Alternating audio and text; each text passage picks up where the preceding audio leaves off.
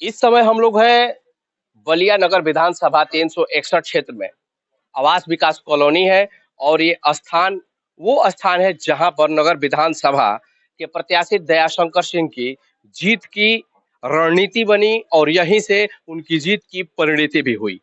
इस समय हमारे साथ देख रहे हैं आप तमाम राजनीतिक के पंडित बैठे हुए हैं जिन्होंने अपने रणनीतिक चालों से, अपनी व्यवस्थाओं से और अपने कुशल राजनीतिक समझ से बलिया नगर विधानसभा की सीट को फतह किया है। न केवल फतह ही किया बल्कि एक अच्छा सम्मानजनक मार्जिन हासिल किया।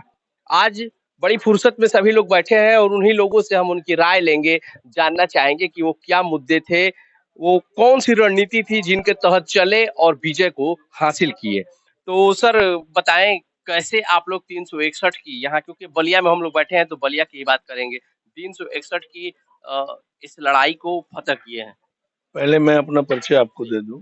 मेरा नाम महावीर पाठक, मैं भारतीय जनता पार्टी का एक कार्यकर्ता हूं और जो वर्तमान में चुनाव हुआ है 2022 का विधानसभा का, उसमें नगर विधानसभा बलिया के लोकप्रिय प्रत्याशी और उत्तर प्रदेश भारतीय जनता पार्टी के उपाध्यक्ष श्री दयाशंकर सिंह जी प्रत्याशी थे।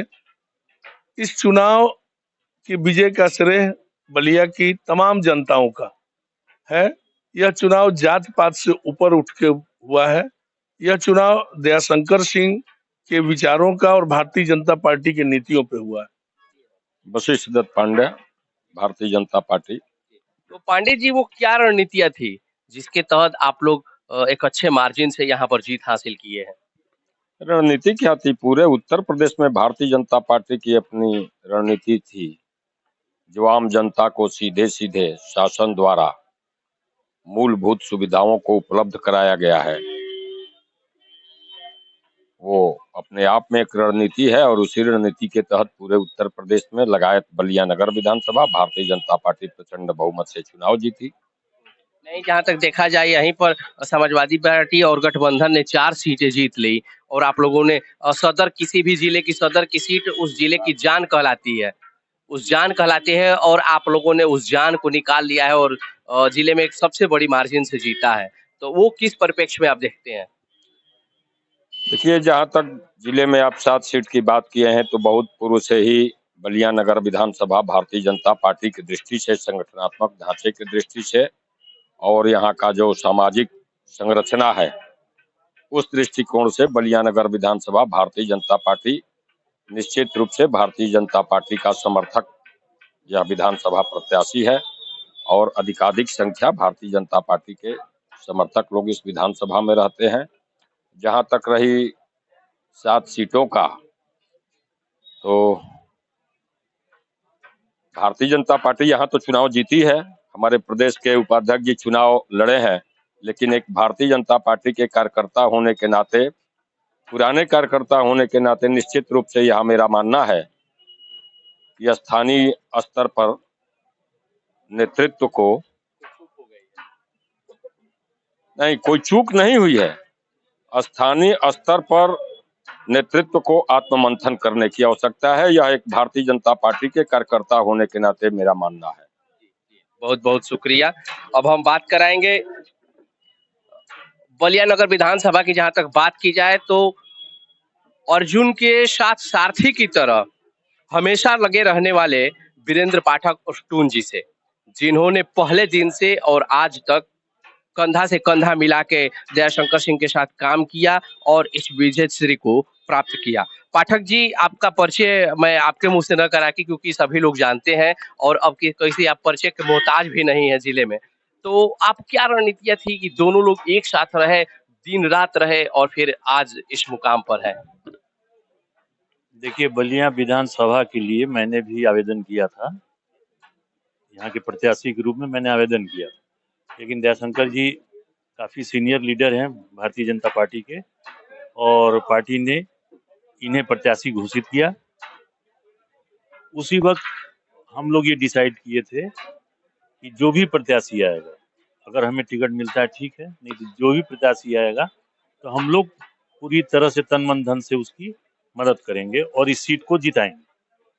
और उसी तरह से हम लोग साथ में आए यहाँ पे और सभाएं साथ में की, मंदिरों में गए, लोगों से मिले। एक जो लोगों के मन में दुविधा थी कि दयाशंकर जी ज्यादा लखनऊ रहते हैं और यहाँ समय नहीं दे पाएंगे, तो इस भ्रम को हम लोगों ने दूर किया। अच्छा, जब आपने जयशंकर जी की बात कर दी कि वो लखनऊ में ज्यादा रहेंगे, यहाँ रहेंगे, तो अभी हम जब यहाँ पर आ रहे थे तो लोगों के बीच में चर्चा हो रही थी कि बलिया में 2 विधायक हुए हैं, एक भले लखनऊ में रहेंगे लेकिन दूसरे जो पाठक जी हैं वो बलिया में रहेंगे। देखिए, वो भी समय देंगे, ऐसा नहीं है। अब उनका थोड़ा कार्यक्षेत्र लंबा है, पार्टी के लिए बाहर भी जाना पड़ता है, लेकिन उन्होंने विश्वास दिलाया कि महीने में कम से कम 10-15 दिन समय देंगे यहाँ पे, और मैं भी मौजूद रहूंगा। जो काम हमसे हो सकता है वो जरूर करूंगा। अच्छा, तो इस जीत को आप किस रूप में देख रहे हैं बलिया में? इस जीत को तो सही पूछिए तो ये मोदी जी और योगी जी की जो चलाई हुए जो कार्यक्रम है, उनकी नीतियां हैं, उसकी जीत है। वोट सभी जगह अच्छा मिला है। कहीं कहीं पे जैसे मान लीजिए कोई प्रत्याशी 2 बार या 3 बार है रहा है पहले, तो उससे थोड़ी उपेक्षाएं बढ़ जाती हैं, लोग उम्मीद ज्यादा करने लगते हैं। तो इसकी वजह से हो सकता है कि ये कुछ परिवर्तन हुआ हो। बाकी अब पूरे प्रदेश स्तर पर देखेंगे तो भारतीय जनता पार्टी को प्रचंड बहुमत मिला है। तो आपके सहयोगी विधायक बने हैं तो ये उम्मीद रखा जाए कि योगी कैबिनेट में पहली कैबिनेट में उनको जगह मिले। मेरे सहयोगी नहीं, मेरे नेता हैं वो, और हम लोग तो उम्मीद करते हैं कि अगर उन्हें कैबिनेट में स्थान मिलता है तो बलिया के लिए बहुत अच्छा हुआ। उन्होंने बहुत सी बातें कही हैं और बहुत से उन्होंने अपने सुझाव दिए हैं कि किस तरह से काम करेंगे, चाहे वो आपके रिंग रोड का रहा हो, चाहे यहाँ की सड़कों का हो, पानी की समस्या जो सब जगह जल जमाव बना रहता है, जिससे बलिया का सही पूछिए तो प्रोग्रेस नहीं हो पा रहा है, तो उस पर उनका ध्यान रहेगा और हम लोग भी यही उम्मीद करते हैं उनसे। नहीं, बलिया के प्रोग्रेस की आपने बात कही तो एक तरह से देखा जाए तो कहीं ना कहीं पिछले 5 सालों में बलिया में जो एक बड़ी समस्या रही है जल निकासी और जाम, इन दोनों पे क्या कुछ काम नहीं हुआ या क्या वजह रही कि जल निकासी की समस्या यहाँ पड़ी रह रही है? देखिए, ऐसा है कि इसके पहले जो सरकार रही है, भारतीय बीते 5 साल नहीं, और उसके पहले जब सपा की सरकार रही है, तो सीवर का टेंडर यहाँ हुआ था शहर के लिए, जिससे कि सीवर सिस्टम सही हो जाए। टेंडर हुआ था, लेकिन कि काम जो किया गया वो सही ढंग से एज स्पेसिफिकेशन नहीं हुआ। जो पाइप पड़े वो सही नहीं थे, उनकी लिंकिंग सही नहीं हुई, तो पानी शहर के बाहर जा नहीं पाया और लॉगिंग की समस्या पैदा होगी और हर तरफ पानी जमा रहा, महीनों जमा रहा। तो उस चीज को संज्ञान में दिया गया है। अभी जो विधायक जी मान लीजिए अपना पदभार संभाल लेते हैं, तो इस पे बहुत गंभीरता से विचार करें। सियाराम यादव जी, आप भारतीय जनता पार्टी में शामिल हुए और लगभग महीने दिन में ही आप लोगों ने नगर विधानसभा की रणनीति बदल के रख दी, तो इसके पीछे क्या कारण रहा और वो कौन सी ऐसी चीजें थी जिसे प्रभावित होकर के आप लोग आगे बढ़े और जीत को प्राप्त किए? नगर विधानसभा में जो है परिवर्तन की लहर चल गई थी और हम लोग कांग्रेस पार्टी के कार्यकर्ता थे और कांग्रेस पार्टी में ऐसी स्थिति हो गई है कि कांग्रेस अपने मूल समस्याओं से और इसी से भटक गई है, सिद्धांतों से। कांग्रेस में कार्यकर्ता का कोई महत्व नहीं है, कांग्रेस में नेता का कोई महत्व नहीं है। जो आता है नया वो मालिक बन जाता है, जो पुराना है वो सड़क पर परिक्रमा करके वो पागल होकर के घूमने लगता है। तो ये कांग्रेस की स्थिति हो गई है। हम लोग कांग्रेस के कार्यकर्ता रहे, पदाधिकारी रहे, तमाम 1984 से आज तक जो है कांग्रेस के जो है तिरंगा झंडा और हाथ के पंजा लेकर हम लोग चले थे। अच्छा, तो वो क्या कारण थे कि दयाशंकर सिंह के साथ आप जुड़ गए? मैं तो वही बता रहा हूँ, दयाशंकर जी वास्तव में जन नेता हैं और व्यवहार कुशल व्यक्ति हैं। और आज से नहीं, जब लखनऊ विश्वविद्यालय के छात्र राजनीति में महामंत्री का चुनाव लड़े 95-96 में, वो वहाँ के लखनऊ विश्वविद्यालय से अध्यक्ष का चुनाव लड़े, तब से उनसे हम लोगों का संबंध है, परिचय है। ठीक है, तो इस नाते जो है दयाशंकर जी यहाँ प्रत्याशी होकर आए और यहाँ कांग्रेस की स्थिति, कार्यकर्ता को टिकट मिला नहीं मिला, ऐसे लोगों के टिकट क्या बताइए आप, रिजल्ट देखिए, कांग्रेस का प्रत्याशी जो है कोई 2000 पाया है, तो कोई 500 पाया है, तो कोई 3100 पाया है, तो कोई 3500 पाया है। यही कांग्रेस, राष्ट्रीय पार्टी कांग्रेस और भाजपा, यही दो है। तो कांग्रेस अपने मूल सिद्धांतों से भटक गई है, इसलिए हमने नैतिकता के आधार पे कांग्रेस पार्टी से इस्तीफा दे दिया और भारतीय जनता पार्टी के में शामिल होकर के और नगर विधानसभा क्षेत्र के जनता पार्टी के प्रत्याशी भाई दया शंकर जी के पक्ष में हमने जो है काम करने का फैसला किया।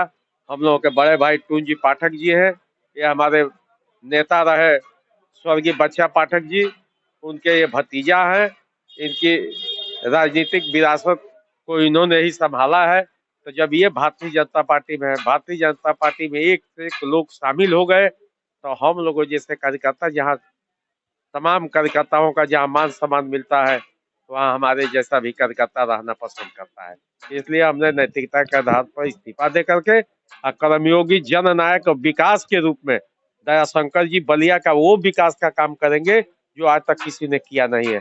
आज तक जिसने किया है सारी बलिया की जनता जानती है, चाहे लोहिया मार्केट हो या सीवरेज की व्यवस्था हो, चाहे सड़क की व्यवस्था हो, पानी की व्यवस्था हो, सारी व्यवस्थाएं चरमरा गई है।